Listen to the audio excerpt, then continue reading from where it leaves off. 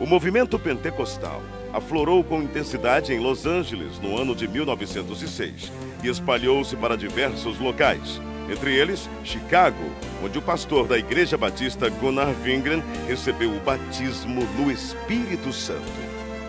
Numa convenção batista, Gunnar Wingren conheceu o jovem Daniel Berg, que também fora batizado. Ambos eram suecos e se tornaram grandes amigos.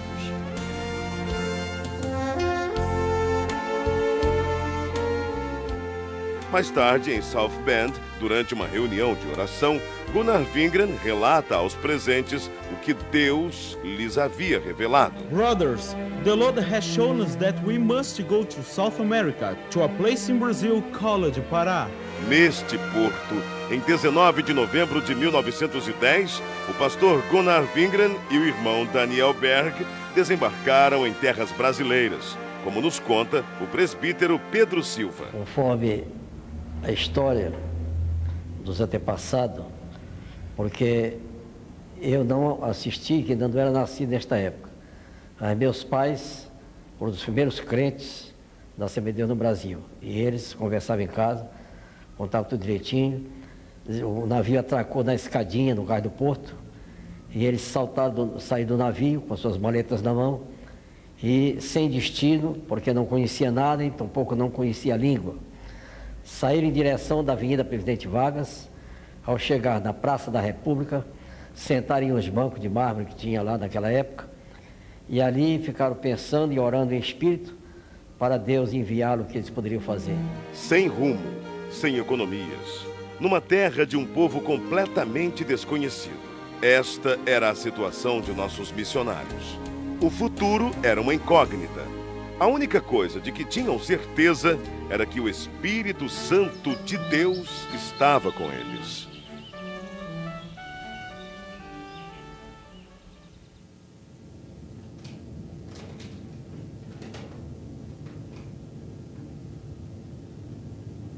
Daniel! Yes, go ahead, speak. The editor of the newspaper is our brother Justice Nelson, a Methodist pastor I knew in North America.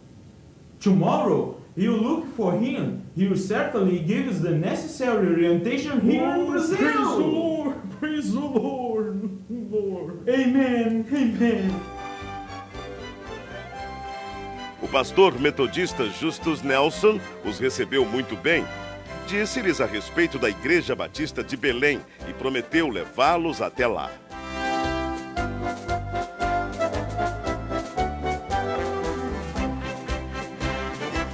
Na pequena Igreja Batista, os missionários conhecem o irmão Raimundo Nobre, líder do trabalho batista no Pará, que ofereceu-lhes abrigo nas dependências da igreja.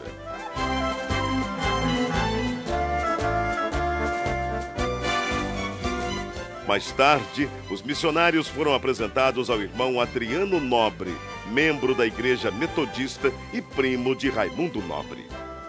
A convite do irmão Adriano Nobre, Berg e Wingren navegam pelo rio Tajaburu até chegarem ao local chamado Boca do Ipixuna, onde ficava a casa do irmão Adriano. Ali permaneceram por algum tempo, aprendendo a língua e os costumes do país em que passariam um bom tempo de suas vidas.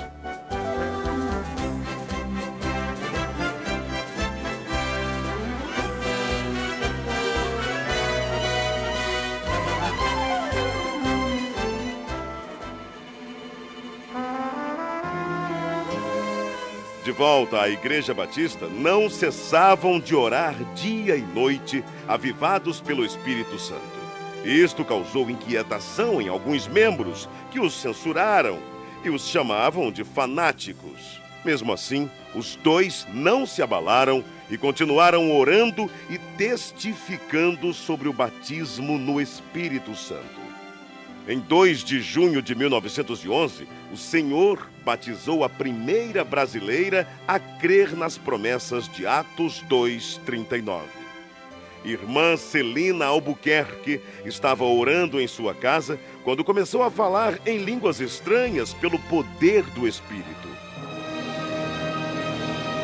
Irmãos, o que tem acontecido aqui, o que tem acontecido conosco, é maravilhoso. não podemos deixar de falar de coisas tão maravilhosas, do cumprimento da promessa que nos foi garantida pela palavra de Deus. Não podemos fechar os olhos para o derramamento do Espírito Santo. Irmãos, não podemos deixar que doutrinas estranhas invadam nossa igreja. O fato gerou uma grave polêmica na igreja. A maioria creu na doutrina do batismo no Espírito Santo. Entretanto, outros membros, liderados pelo irmão Raimundo Nobre, rechaçaram completamente a ideia e votaram a favor da exclusão dos simpatizantes ao movimento pentecostal. As 17 pessoas que saíram da Igreja Batista se reuniram na casa da irmã Celina e ali, juntamente com os missionários Daniel Berg e Gunnar Wingren, abriram um novo trabalho. Enfim, em 18 de junho de 1911, na rua Siqueira Mendes, número 67, começava a se estabelecer a primeira Assembleia de Deus no Brasil. Enquanto o pastor Gunnar Wingren pastoreava a igreja em Belém, Daniel Berg saía como colportor, vendendo Bíblias e pregando o Evangelho em diversas cidades. Eram tempos difíceis, de longas jornadas, mas Deus jamais desamparou aqueles que lutam por sua palavra.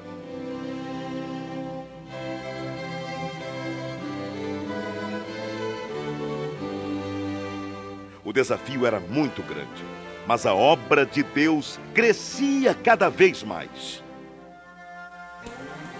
Absalão Piano, pastor pentecostal brasileiro, ordenado por Gunnar Wingren em 1913, em Rio Preto, Tajaburu do Norte.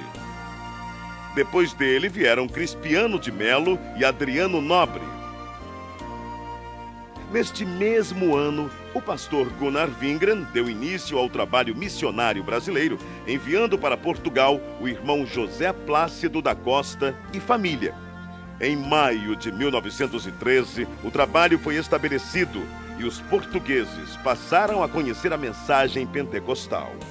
Mais tarde, o irmão José Matos se juntou ao trabalho. 1914. Estoura a Primeira Guerra Mundial. Em 25 de outubro deste mesmo ano, chega ao Brasil mais um missionário sueco, Otto Nelson e sua esposa Adina Nelson. No ano seguinte, foi a vez do missionário Samuel Nestran e sua esposa Lena Nestran. Alguns anos mais tarde, em 1917, foi fundado o primeiro jornal pentecostal, A Voz da Verdade. Esse jornal circulou por apenas 3 meses, mas os irmãos da Assembleia de Deus em Belém reconheceram que era necessário divulgar as bênçãos de Deus para todo o povo e, para isso, lançaram mão de um novo jornal, A Boa Semente, cujo primeiro número circulou em janeiro de 1919. Estava lançada a Boa Semente da Literatura.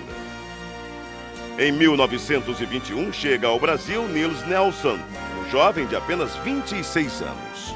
Impulsionado por Deus, veio somar esforços à evangelização. Nessa época surge o primeiro inário da Assembleia de Deus, o Cantor Pentecostal, com 44 hinos e 10 corinhos. No ano seguinte, foi criada em Recife a Harpa Cristã.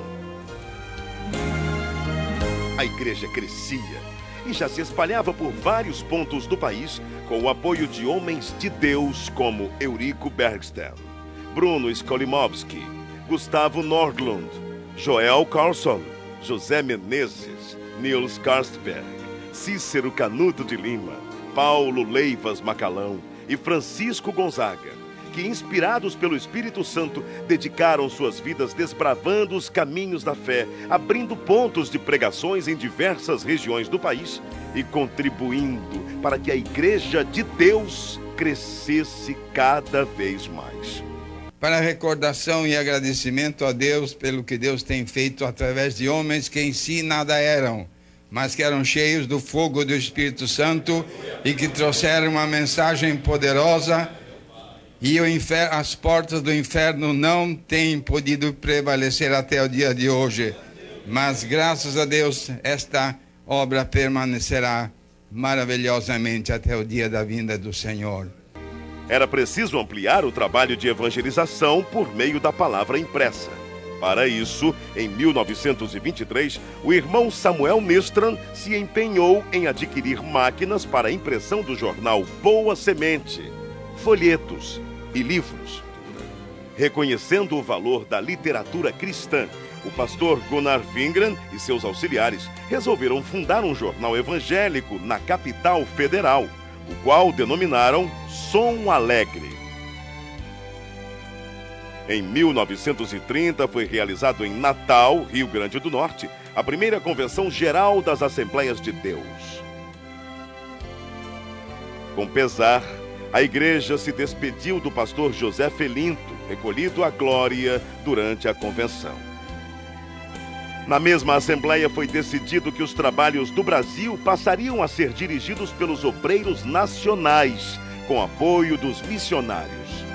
Também foi decidido que os jornais Boa Semente e o Som Alegre se uniriam num só, formando um novo jornal que se tornou um órgão oficial das Assembleias de Deus do Brasil, o nosso Mensageiro da Paz. Durante a ditadura de Getúlio Vargas, foi criado um órgão controlador da imprensa, o Departamento Imprensa Propaganda. E todos os jornais deveriam ser registrados. O governo exigia que somente entidades jurídicas ou pessoas físicas, com os devidos títulos de propriedade, poderiam publicar jornais. Foi então que, para atender à imposição do governo, foi criada em março de 1940 a Casa Publicadora das Assembleias de Deus. Na verdade, a CPAD era formada pela redação do Mensageiro da Paz e teve vários endereços. Iniciou na Rua Figueira de Melo, número 232, ao lado da igreja. Depois passou para a Praça Marechal Deodoro, número 338, atual Campo de São Cristóvão. Em 1946, a CPAD passou a ser propriedade da Convenção Geral. Nessa época, deu-se início a uma campanha para a aquisição de uma propriedade onde funcionaria a gráfica do Mensageiro da Paz, que até então era editada em gráfica particular. Após vários meses, finalmente era lançada a pedra fundamental, a Rua Olindo de Melo, número 581, atual São Luís Gonzaga, 1951.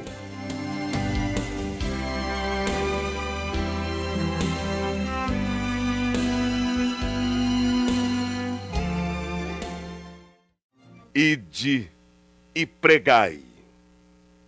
É preciso ultrapassar fronteiras e chegar até os confins da terra, anunciando que Jesus Cristo é o Senhor.